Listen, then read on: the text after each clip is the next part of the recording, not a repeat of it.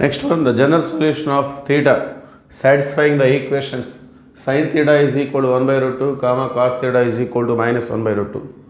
ఈ రెండు ఈక్వేషన్స్ని సాటిస్ఫై చేసేటటువంటి థీటా యొక్క జనరల్ సొల్యూషన్ మనం కనుక్కోవాలి. సో సైన్ థీటా అనేది ప్లస్ 1 బై రూట్ 2. సో ఇది ప్లస్ నెంబర్ కాబట్టి గ్రేటర్ దాన్ 0.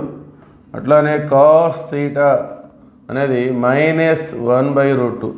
సో ఇది నెగిటివ్ కాబట్టి లెస్ దాన్ 0. సో సైన్ అనేది గ్రేటర్ దాన్ 0 కాబట్టి ఎక్కడెక్కడ పాజిటివ్గా ఉంటుంది, థీటా అనేది ఏ క్వాడ్రంట్స్లో ఉండే అవకాశం ఉంటుంది అంటే Q1, Q2. ఇక్కడ కాస్ థీటా అనేది నెగిటివ్గా ఉంది. సో మరి కాస్ ఎక్కడెక్కడ నెగిటివ్గా ఉంటుంది అంటే మనం Q2, Q3. సో ఇక్కడేమో Q1, Q2, అక్కడేమో Q2, Q3. So common quadrant ఏంటిదంటే Q2. సో ఇట్లా రెండు ట్రిగ్నామెట్రిక్ రేషియోస్ ఇచ్చినప్పుడు మనం కామన్ క్వాడ్రంట్ని మనం ఫైండ్ అవుట్ చేసుకోవాలి. మన థీటా అనేది ఆ క్వాడ్రంట్లో ఉంటుంది. Therefore theta belongs to Q2. Theta అనేది Q2లో ఉంటుంది.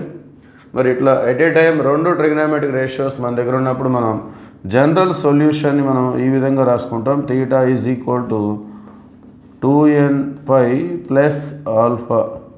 ఆల్ఫా అనేది ప్రిన్సిపల్ సొల్యూషన్. మరి ఆ ప్రిన్సిపల్ సొల్యూషన్ ఎలా కనుక్కోవాలి అంటే ఇందులో ఏ ఒక్కటి తీసుకున్నా మనకి తెలిసిపోతుంది. సో మనం సైన్ థీటా 1 బై రూట్ 2 తీసుకుందాం. మనం 1 బై రూట్ 2 అంటే ఏం రాస్తాం మనం సైన్ 45. ఇది ఫస్ట్ క్వాడ్రంట్లో ఉన్నటువంటి యాంగిల్. మన థీటా అనేది సెకండ్ క్వాడ్రంట్లో ఉంది అని మనకు కన్ఫర్మ్ అయింది కాబట్టి దీన్నే మనం సెకండ్ క్వాడ్రంట్లో రిప్రజెంట్ చేయగలగాలి. మరి సెకండ్ క్వాడ్రంట్ అంటే ఎలా రాస్తాం మనం సైన్ 180 మైనస్ థీటా. ఇది సైన్ థీటా అనుకుంటే దీన్ని మనం సైన్ 180 మైనస్ థీటా అంటే మళ్ళీ సైన్ థీటానే వస్తుంది. సో అందుకని దీన్ని మనం సైన్ 180 మైనస్ థీటాగా రిప్రజెంట్ చేసుకోవాలి.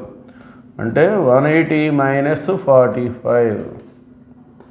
సైన్ 180 మైనస్ 45 అంటే సైన్ 45 కదా అది. సో ఇప్పుడు 180లో 45 పోతే ఏమొస్తుంది 135.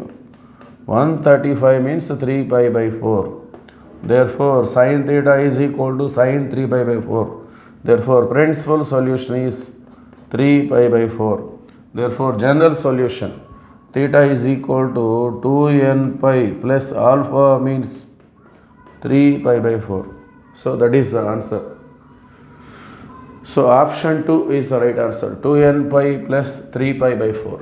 Okay, thank you.